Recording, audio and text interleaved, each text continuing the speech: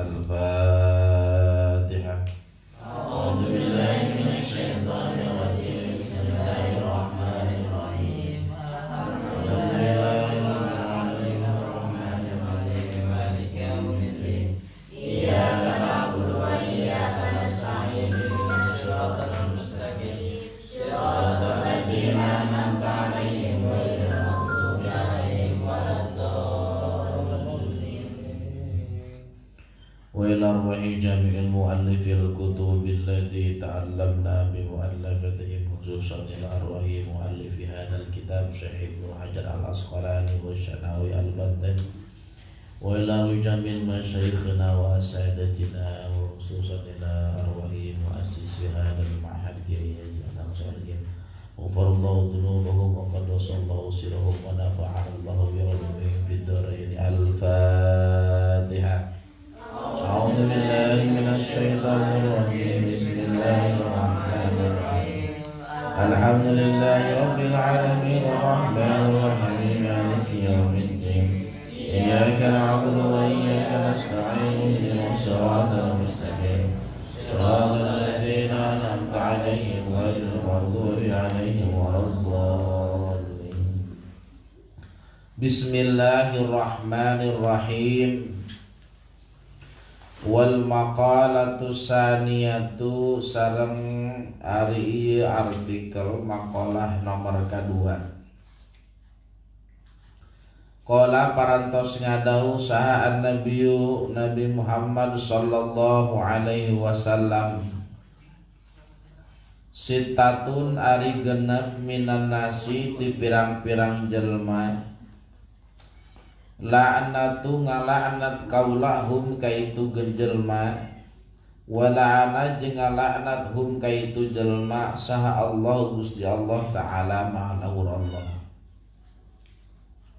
Da'a ngadu du'aun du'a minhu ti Rasulullah sallallahu alaihi wasallam. Wa kullu nabiyyin jeung saban-saban nabi mujabid da'awati anu diijabah doana. Wa fil jami'is shaghir jeung dina kitab jami'is shaghir mujabun eta anu diijabah bihadfil mudhof ilaih kalawan ngabuang mudhof ilaihna ai tegasna minallahi ti Gusti Allah taala wa minal khalqi jeung ti makhluk Allah.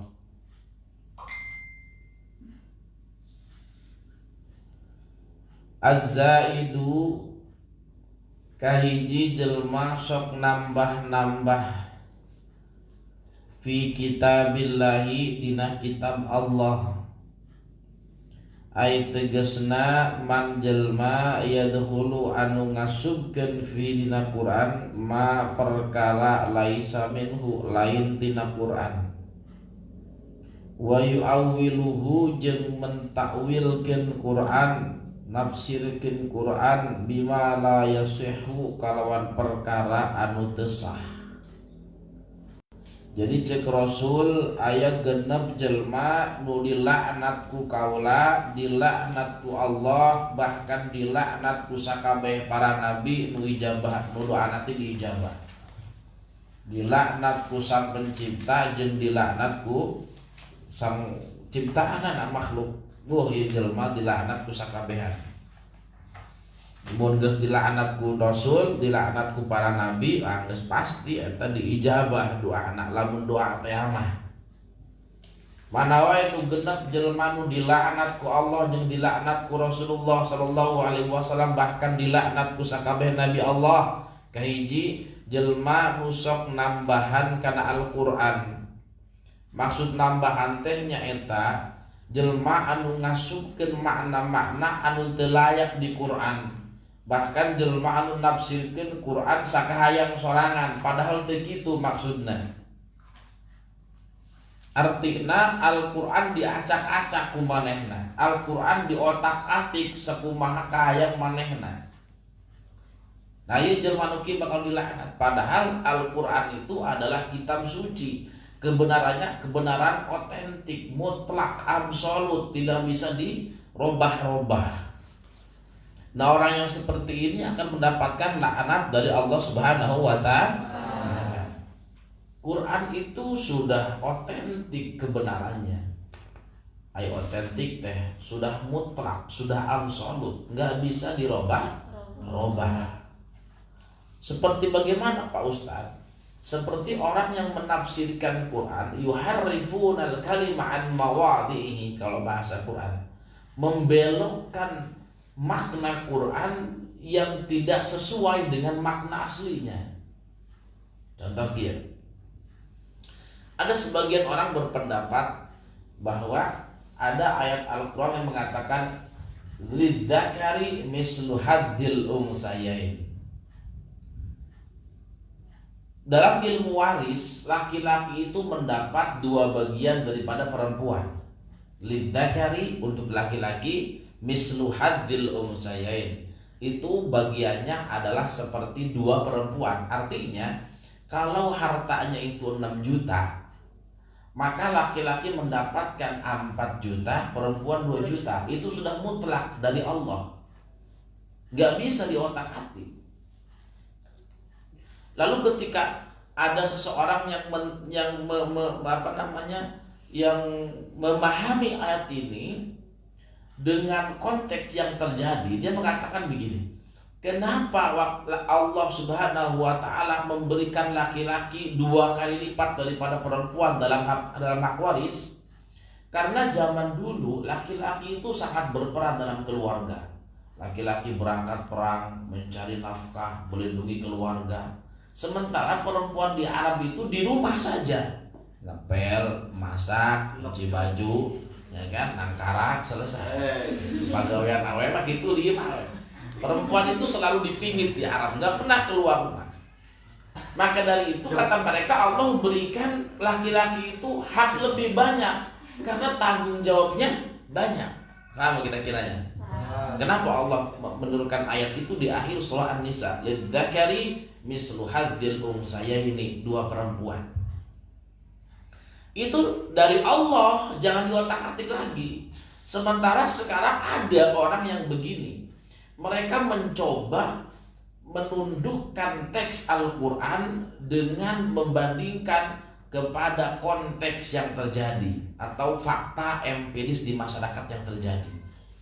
Ya, kalau dulu perempuan, laki-laki katanya paling berperan di keluarga, sekarang banyak tuh perempuan ngangkut becak, laki-lakinya masak ngepel di rumah. Banyak sekarang. Laki-lakinya dari tukang ojek online, istrinya jadi tukang ojek online, laki-lakinya ngomong anak di rumah. Ya kalau fakta yang terjadi seperti ini, maka dibalikkan dong sekarang. Harusnya lil unsa mislu zakar hadir zakaroini, kata mereka. Kalau faktanya seperti ini, berarti dibalikkan dong. Perempuan mendapat 2 bagian, laki-laki 1 bagian, karena perempuan dari tulang punggung keluarganya. Oh, nggak bisa gitu Quran itu, nggak seenaknya diputer-puter. Lah kan ini sesuai dengan fakta yang terjadi, Pak. Iya, fakta. Tapi Quran itu nggak bisa begitu, nggak dibalik-balikin enak gitu. Quran itu mutlak absolut. Kalau begitu, kalau laki-laki dulu jadi tulang punggung, nah sekarang ada perempuan yang jadi tulang punggung, laki-lakinya ngepel, nyapu, ngomong anak di rumah, balikin dong Pak ayatnya, kata dia. Perempuan dapat 2 bagian, laki-laki 1 bagian. Oh, nggak bisa gitu memaknai Quran itu. Quran itu sudah mutlak, nggak bisa dirubah-rubah tafsirannya. Meskipun yang terjadi faktanya seperti itu, nggak bisa. Quran tetap seperti itu. Ini namanya orang-orang yang memahami Quran saenake modelnya dewe. Semaunya bujurna sorangan. Nggak bisa Quran itu diterjemahkan menurut kemauan kita, nggak bisa. Quran itu sudah absolut, kebenarannya mutlak, nggak bisa. Ya, apapun yang terjadi Quran itu, ya, karena kita bukannya Quran nggak sesuai zaman, justru kita saja yang tidak memahami rahasia kenapa Al-Quran seperti itu. Ada hikmah-hikmahnya itu. Nah, orang-orang seperti ini yang Allah akan dilaknat. Itu ada nggak Pak Ustadz? Banyak di Indonesia itu yang berpendapat seperti itu. dulu gencar-gencarnya ada yang seperti itu, memahami bahwa sekarang boleh dong perempuan dapat 2 bagian dari laki-laki, alasannya tadi seperti tadi itu. Nah, ini orang-orang jangan didengar karena mereka termasuk orang-orang yang az-zaidu fi kitabillah, menambahkan makna-makna Quran yang tidak layak, menafsirkan Al-Quran dengan yang bukan sebenarnya. Itu jangan. Kalau ada orang yang sudah seperti kayak gitu, dibolak-balikin ayat Quran nggak bisa. Itu akan dilaknat oleh Allah, Rasulullah dan para nabi. Itu pertama. Yang kedua, wal mukadzibu biqadarillahi, jalma-jalma anu bohong terhadap kudrat atau nabi takdir Allah Subhanahu wa ta'ala. Wa huwa jin ari kudrat Allah ta'alluqul iradati dzatiyah, cumantelna iradat dzatiyah bil asyai kalawan pirang-pirang perkara fi awqatiha dina pirang-pirang waktuna al khassati an khusus fa ta'liqu kulla halin maka nyumantelkeun saban-saban kaayaan min ahwalil a'yani dina pirang-pirang tingkah zat bizamanin kalawan zaman muayyadin anu ditangtukeun wa sababin jeung sabab muayyadin anu ditangtukeun ibaratun hiji ibarat anil qadari tina kudrah. Maksudnya mukadzibu biqadarillah itu orang-orang yang tidak menerima kudrat Allah, takdir. Takdir itu adalah keputusan final atas apa yang Allah suratkan buat kita. Maka jangan sampai orang bilang, oh takdir memang kejam, ayat lagunya tak mengenal perasaan. Gak ada takdir kejam, itu gak ada. Kamu saja yang tidak menerima takdir pahit kamu. Takdir itu sudah Allah tentukan dari Lauhul Mahfuz. Maka dari itu takdir itu apa yang terjadi di waktu tertentu karena sebab tertentu, itulah takdir. Paham gak kira-kira? Jadi takdir itu kalau bahasa kita itu realita hidup. Kita sudah begini sekarang, takdir yang kita rasakan, yang kita lalui, itulah takdir kita. Maka jangan sampai kita menjadi orang yang mukadzibu biqadrillah. Kita menolak, membohongi diri kita sendiri dengan tidak menerima realita hidup kita. Makanya susah kalau orang gak terima kenyataan hidup itu. Makanya Ustaz bilang, kenapa Allah menempatkan iman terhadap qada dan qadar itu menjadi rukun iman yang terakhir? Kenapa? Kan iman kepada Allah itu ada berapa? Rukun iman ada 6. 1, iman kepada Allah. 2, iman kepada malaikat Allah. 3, iman kepada Rasulullah. 4, kitab Allah. 4, iman kepada Rasulullah. 5, kepada hari akhir. Ke-6, iman kepada. Kenapa ditempatkan iman terhadap qada dan qadar? Ai qada qadar itu iman kepada takdir kita, khairihi wa syarrihi, ya kan, minallahi ta'ala. Kenapa itu di akhir ditempatkan? Kenapa enggak hari kiamat yang paling akhir? Susunan keimanannya itu loh. Kenapa demikian? Karena ibarat kita itu, jiwa kita itu seperti botol kosong. Tahu botol kosong? Botol anu kosong, ya kan? Kira-kira kan Ustaz pernah nanya, kira-kira apa sih yang paling penting dari sebuah botol? Tutupnya. Nah, airnya Pak Ustaz? Bukan. Botolnya bukan. Hal yang paling penting dari botol itu tutupnya. Mau bagaimanapun airnya kalau nggak ada tutupnya bahaya, benar? Jadi yang paling menentukan dalam sebuah botol itu adalah apanya? Tutupnya. Tutupnya gilitik, wah sangat berarti. Yang botol sama dagio, tutupnya celek seetik. Tapi inilah yang jadi penentukan. Yang menentukan botol itu berfungsi atau tidak, betul ya? Coba aqua, badan kena tutup atau botolnya? Botolnya ada, tetapi tutupnya yang menentukan dia layak atau tidak, betul kan? Nah, ibaratnya kita itu seperti botol kosong. Jiwa kita itu seperti botol kosong. Nah, kemudian jiwa kita itu kita isi dengan pertama iman kepada Allah, diasupkeun kana luhur.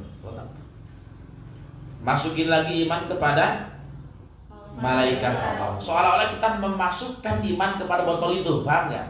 Botol itu jiwa kita, diri kita.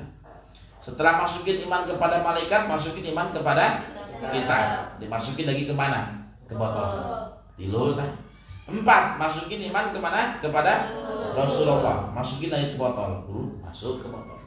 Kemudian 5, iman kepada hari akhir. Kita masukkan lagi ke dalam botol. Nah, iman kepada qada dan qadar itu seperti halnya tutup dalam botolnya. Kalau seandainya orang tidak menerima realita hidup, maka akan apa? Iman yang di dalam botol itu pasti akan apa? Keluar. Hilang. Kalau botol nggak ada tutupnya, airnya pasti akan tumpah. Makanya orang yang tidak bisa menerima realita hidup, maka larinya kemana? Bunuh diri, betul kan? Stres, betul nggak? Anak sendiri dibunuh, anak sendiri disetrika, suami sendiri dibunuh, betul nggak? Istri sendiri dibunuh, betul nggak? Bapak sendiri digantung. Ada itu di berbagai macam berita, ada nggak? Ada. Bahkan istri sendiri dimutilasi, istri sendiri dibakar. Itu gara-gara sebetulnya gara-gara dia tidak sanggup menerima realita hidup. Kenyataan hidup gak bisa diterima oleh dia. Jadi iman kepada qadar dan qadar itu ibaratnya tutup dari semua ilmu, dari semua iman. Makanya kalau orang sudah gak bisa menerima kenyataan hidup, maka hilang imannya. Iman kepada Allahnya hilang, iman kepada hari akhirnya hilang, iman kepada malaikatnya hilang, iman kepada kitabnya hilang, iman kepada rasulnya hilang, karena gak ada tutupnya. Maka yang paling penting dari iman itu tahan nomor 6 itu, iman kepada qadar dan qadar, menerima kenyataan hidup. Orang kalau nggak bisa menerima kenyataan hidup, itulah mantan sok ayam gini kan, Pak, si itu cina tangga bunuh diri, non gitu, ditinggalkan usaha kita, terbuka iman hidup, kan gitu. Emang nggak punya, karena tutupnya nggak ada, hilang semua iman yang dalam hatinya itu, betul nggak? Pak, si itu cina naprakkeun karep dina kareta, non gitu diputuskeun ka bogongna. Jelema teu gablek iman kan gitu. Ya emang enggak punya karena tutupnya enggak ada. Maka baheklah iman yang di dalam botol itu. Ai bahe teh naon? Tumpah. Imannya tumpah karena enggak ada tutupnya.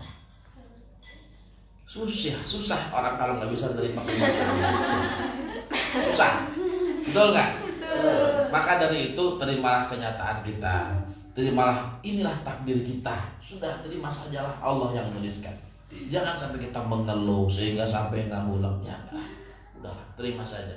Dan yang paling penting, setebal apapun iman kita kepada Allah, setebal apapun iman kita kepada malaikat, kepada Rasul, kepada hari kiamat, tapi kalau nggak bisa menerima realita hidup, maka ujung-ujungnya akan hilang ujungnya. Tapi setipis apapun iman kita kepada Allah, kepada Rasul, tapi kalau iman kepada qadar-qadarnya kuat, insya Allah tutupnya kuat, insya Allah aman kita.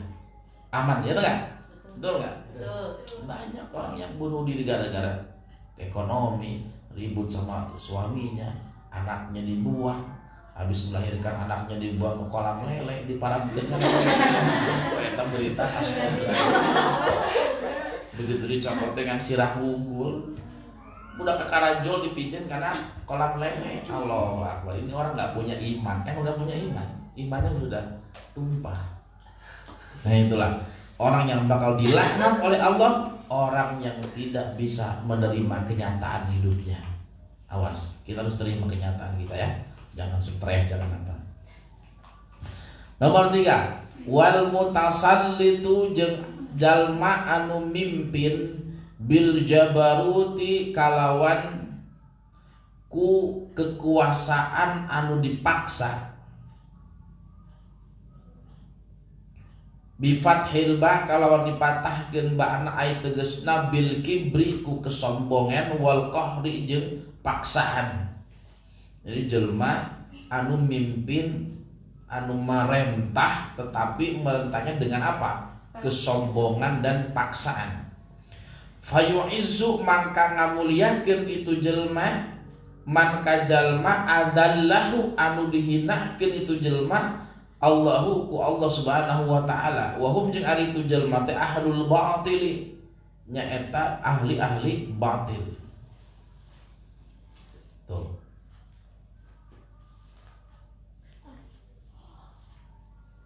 Wa yudillu jeung ngahinakeun man ka jalma a'azzahu anu dimulyahkeun itu jelma anu ngamulyakeun ka itu jelma sa Allah Gusti Allah wa jeung ari itu jelma teh ahlul haqqi eta ahlul haqq. Aya model pemimpin begini, dengan ketakaburan dan kekuasaannya dia memuliakan ahli batil dan menghinakan ahlul haqq. Dia memuliakan orang yang Allah hina dan dia menghinakan orang yang Allah muliakan. Ada pemerintah yang seperti ini, maka pemerintah seperti itu, pemimpin seperti itu akan mendapatkan laknat dari Allah, Rasulullah dan para nabi. Ayat tuh, orang boga pemimpin, ya kan, ulama dia hinakan, ya kan. Sementara preman-preman dia sanjung. Orang yang gak pernah sholat, orang yang bermaksiat dia sanjung-sanjung. Sementara para ulama dia apa? Dia hinakan, dia hina, ya kan? Dia lecehkan. Ada gak pemimpin kita seperti itu? Masya Allah. Kalau ada, siap-siap laknat Allah akan turun kepadanya. Tapi benar-benar dihinakan. Contoh, ulama dipayahan, ulama dipenjarakan, ya kan, bahasa enak kan, ulama diskriminasi, ya diskriminasikan dan apalah gitu. Mana orang yang Allah muliakan dia hinakan. Tapi benar-benar menghinakan itu benar-benar dizalimi, ya kan, disakiti, disiksa. Ada nggak ulama yang disiksa, didolimi, dipecut, dia apa? Ada nggak? Padahal dia nggak bersalah. Ada nggak seorang preman yang nggak pernah sholat, seorang dukun terus dipuja-puja sama pemerintahnya? Wah, ini calon mendapatkan laknat dari Allah Subhanahu wa ta'ala. Wal mustahillu jeung nu katilu jalma anu ngahalalkeun li haramillahi kana perkara nu diharamkeun ku Allah Subhanahu wa ta'ala. Wal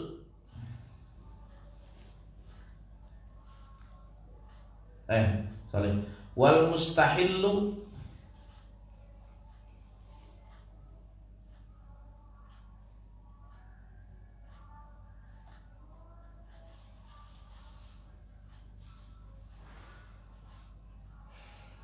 wal mustahillu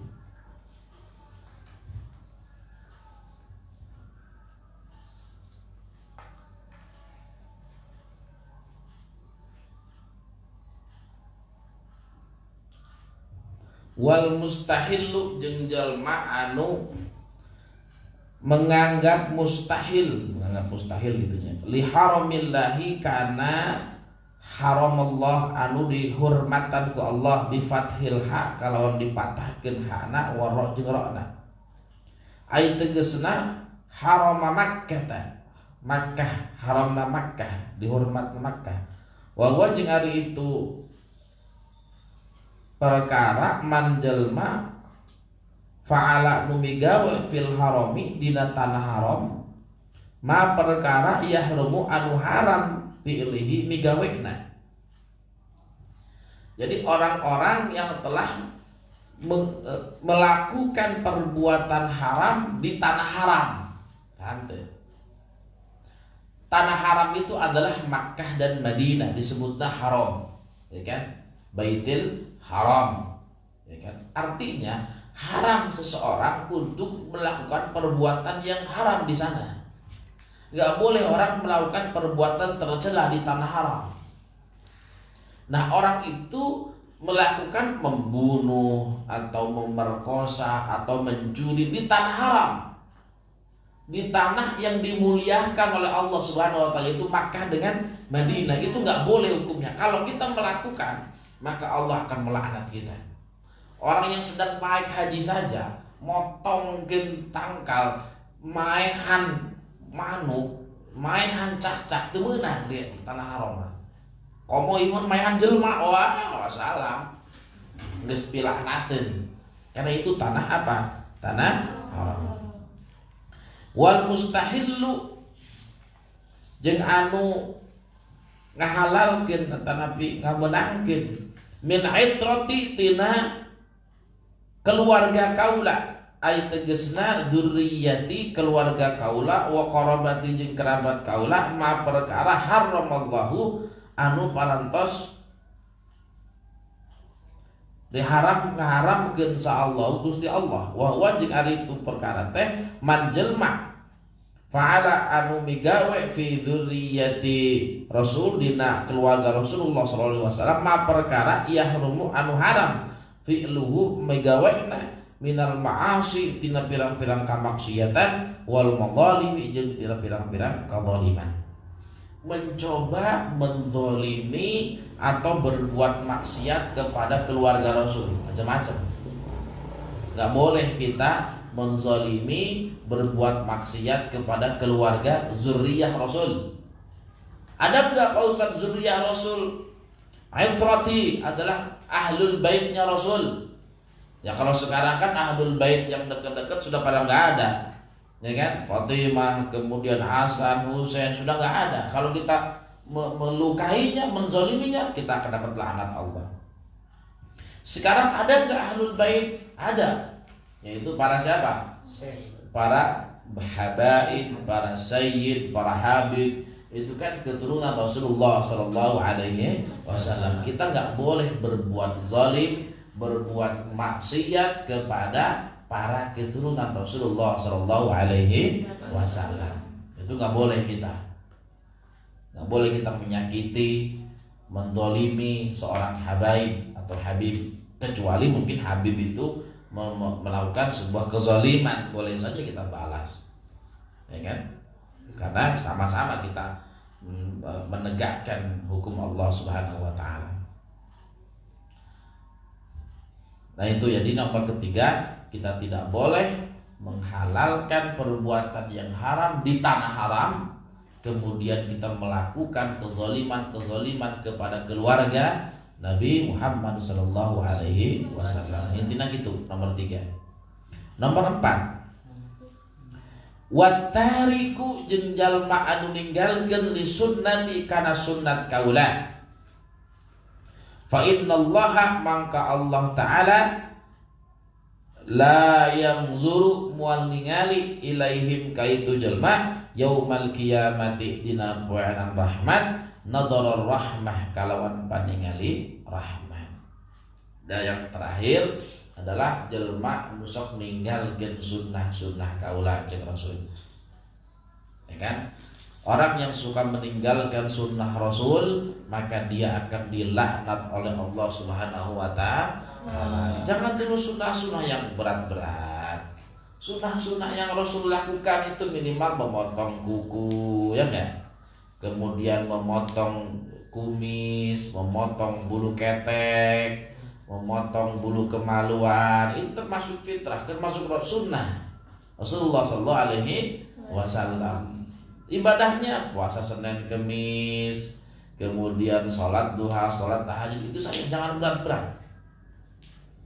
Nah, kalau kita mencoba mengingkarinya, gak pernah melaksanakannya sama sekali, maka siap-siap kita mendapatkan laknat dari Allah Subhanahu wa taala. Bahkan yang 5 orang tadi kata Rasul, la yanzuru ilaihim. Allah tidak akan melihat dia nanti di akhirat nadrar rahmah, dengan penglihatan kasih sayang dari Allah Subhanahu wa taala. Intinya kita moal matak ningali Allah Subhanahu wa taala kalawan paningali rahmat ti Gusti Allah Subhanahu wa taala. Wal maqalatus salisatu jeung ari artikel nomor 3 qala parantos ngadau saha Abu Bakar As-Siddiq radhiyallahu anhu karena Allah Gusti Allah anu ka Abu Bakar As-Siddiq. Inna iblisa sayaktosna iblis qaimun nangtung amamaka di hareupeun anjeun. Yaquduka dina waktos diuk anjeun yaquduka ngajak ka anjeun ilal batili kana kebatilan. Wan nafsu jeung ari nafsu an yaminika ti belah katuhu anjeun ai tegasna mutajawizatun ngaliwatan makanin yaminika tempat katuhu anjeun fil julusi dina diuk ila makanin akhar kana tempat anu sejen. Wal hawa jeung hawa an yasarika tina belah kenca ai tegasna mutajawizun ngaliwatan makanan yasarika makanu yasarika tempat katuhu anjeun ila makanin akhar kana tempat anu naon anu sejen. Tuh cek Abu Bakar, iblis itu berdiri di depan kita, ya kan? Untuk mengajak kita kepada kebatilan. Iblis ada di depan kita, mengajak kepada kebatilan. Sementara di sebelah tangan kita ada apa? Ada nafsu. Sebelah kiri kita ada hawa. Iblis, hawa, nafsu. Waduh, ini kalau manusia sudah dihadapkan dengan iblis, hawa, nafsu, waduh, kemana ya? Ini kata Sayyidina Umar. Maka kita itu banyak cobaan nih, dihadapkan dengan iblis, kanan kita hawa, kiri kita nafsu. Subhanallah. Wa dunya jeung ari dunya min khalfika ditukankeun anjeun. Ai tegasna mutajawizatun ngaliwatan makanan hiji tempat khalfika tukankeun anjeun ila makanin akhar nepi ka tempat nu sejen. Tuh. Wal a'dha'u jeung anggota an haulika tina sabudeureun anjeun ting sabudeureun anjeun. Wal jabbaru jeung ari saha Allah Subhanahu wa ta'ala faukuka eta saluhureun anjeun, yakni tegasna bil qudrati kalawan qudrah la bil makani lain tempat. Jadi iblis di depan kita, sebelah kanan nafsu, sebelah kiri hawa, di belakang kita dunia yang penuh dengan apa? Tipu daya.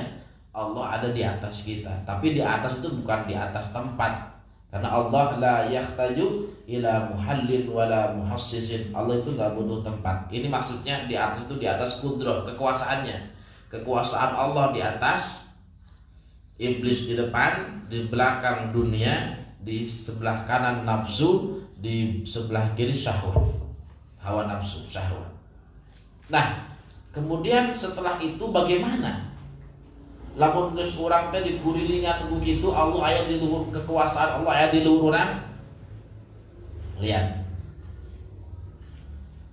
Fa iblisu mangka ari iblis laknatullahi laknat Allah yad'uka ngajak ka anjeun ila tarkid din kana ninggalkeun agama. Ai asy-syari'ah tegasna syariat. Cek iblis teh, hei Dedek, ayo ka dieu. Montong salat jeung naon? Oh ka dieu dihareupeun teh, digoda terus supaya meninggalkeun agama. Iblis selalu menggoda kita dari depan untuk kita selalu meninggalkan agama, meninggalkan syariat. Ayo dek, montong salat capek lah nanaonan tuh salat tarawih. Sunah ieu geus montong-montong ayo ka di sare-sare atuh digoda dari depan. Wa nafsu sedangkan nafsu ai tegasna al amarat anu nitah urang tad'auka ngajak ka anjeun ilal ma'siyati kana maksiat. Cek nafsu teh sebelah katuh, hei mending kene urang jajan juga luar naon cenah salat we geuwat daripada mane lapar ke hayu terus digoda urang. Diajak ku nafsu. Ruya diriwayatkeun anna kana Rasulullah sallallahu alaihi wasallam qala ngadau daraballahu ngagambarkeun Allah taala masalan kana hiji perumpamaan siratan jembatan mustaqim anu lempeng wa ala janbai sirat jeung dina sisi dua sisi jembatan surani dua naon, dua gambaran, fihi ma dina itu gambaran teh abwabul mufattahatun pintu anu terbuka, wa alal abwabi jeung kana luhureun pintu teh suturun panutup,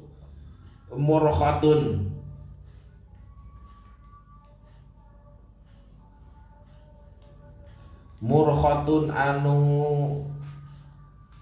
carang, wa ala babis sirat jeung dina pintu panto pintu jembatan da'in jalma nu ngagerowannya kudu ngadauh ya ayuhannas wahai jalma-jalma udkhulus sirat asub kana jembatan jami'an sakabehna wala tata'arra wala lawan kita jua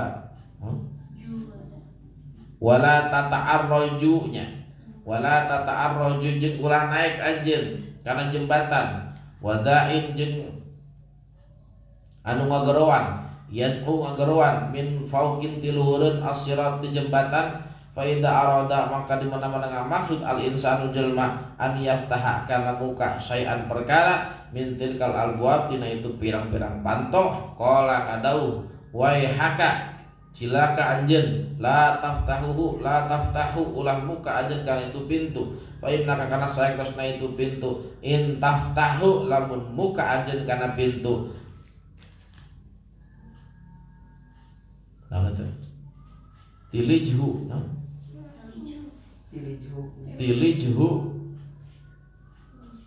tersurung terpuruk anjeun kana itu pintu fasirat mangka ari jembatan al-Islam Islam wasurani jeung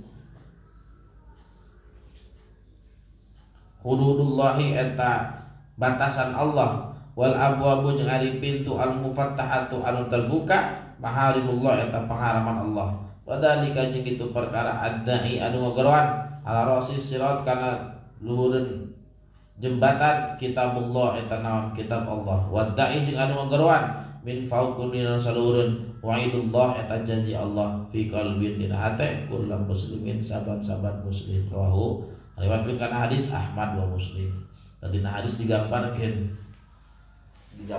jelema teh keur melewati siratal mustaqim loba godaan aya ngogorowan ti luhur ngogorowan ti handap ngogorowan ti hadeuk ngogorowan lah lamun urang mencoba muka panto mun aya digigir teh panto hawa nafsu panto kagorengan lamun dibuka tak seperti itu wal hawa jeung ari hawa yad'uka ngajak ka anjeun ila syahwati kana syahwat wa dunya jeung ari dunya tad'uka ngajak ka anjeun ila ikhtiyariha pikeun milih kana dunya wa taqdimiha jeung ngaheulakeun dunya alal akhirati kana naon akhirat wal a'dha'u jeung ari anggota tad'uka ngajak ka anjeun ila dunubi kana dosa wal jibari jeung kana naon wal jabbari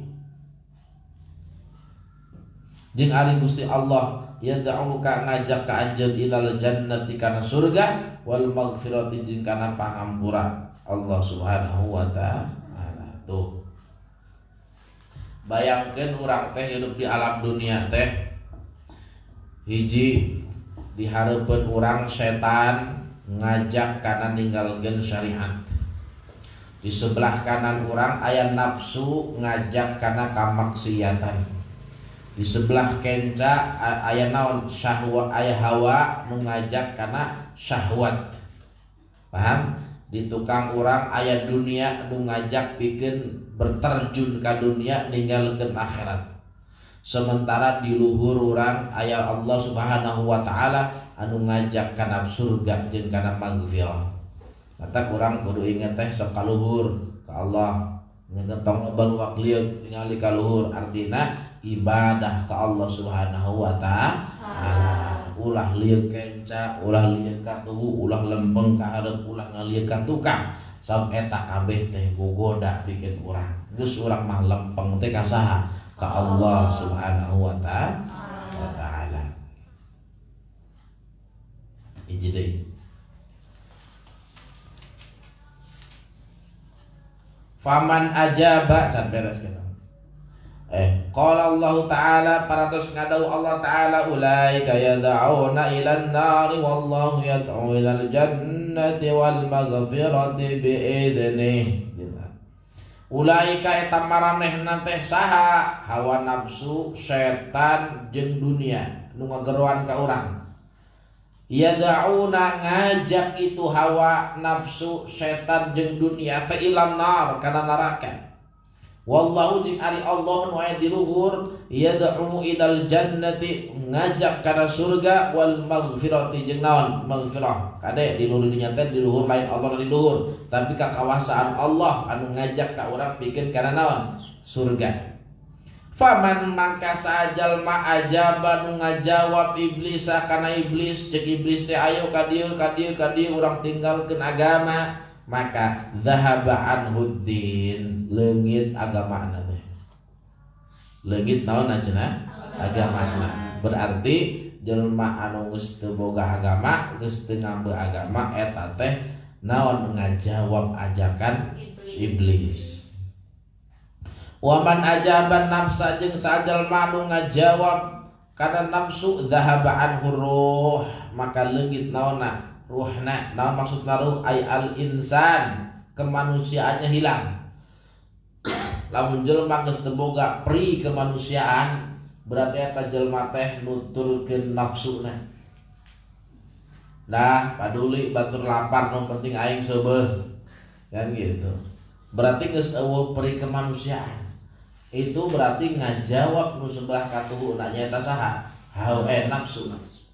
Waman ajaba jeung sajalma nu ngajawab al hawa kana hawa zahabat anhul aql maka leungit naonna akalna. Jelma lamun geus nuturkeun syahwat leungit akalna. Ulah ning naon? Ulah ning nini domba dibedakan ge asa parawan. Leungit akalna teh. Sampun dituturkeun naon? Nafsu. Aduh. Nafsu syahwat na dituturkeun. Nini diperkosa, alah jelema gelo diperkosa. Dituturkeun syahwat na matang akalna geus leungit. Nah, akalna naon cenah? Geus leungit sabab nuturkeun naon? Syahwat lain nafsu. Beda antara nafsu dengan syahwat. Ai nafsu mah mun nuturkeun nafsu hilang kemanusiaan. Hilang akal, mun nuturkeun setan hilang agamana. Paham teu? Jadi aya setan, aya nafsu, aya syahwat. Kalau orang sudah gak punya lagi peri kemanusiaan, nafsunya hilang. Kalau orang sudah hilang akalnya, syahwat itu dituturkeun. Kalau orang sudah hilang agamanya, maka iblis itu dituturkeun. Waman ajabat dunya jeung sajalma nu ngajawab kana dunya zahabat anhul akhirah maka leungit naonna akhiratna. Waman ajabal a'dha jeung sajalma nu ngajawab kana anggota zahabat anhul jannah leungit surgana. Anggota dikulilingan urang. Anggota teh ieu tah kabeh anggota. Naon anu dipilih ku urang? Nya jelas naon? Allah Subhanahu wa ta'ala. Waman ajaballah didinya aya jeung sajalma nu ngajawab Allah taala zahabat anhus sayyiat justru leungit pirang-pirang kagorengan nala wa nala jeung meunang jami'al khairati sakabeh kaalus kalusan. Tuh. Jadi Allah perlu dituturkeun ke urang, ulah nuturkeun hawa nafsu, ulah nuturkeun iblis, jeung ulah nuturkeun kahayang kana dunia. Insyaallah bakal naon? Bakal salamet dunia akhirat. Wallahu a'lamu bis-shawab. Rabbin fana bima 'allamtana. Rabbi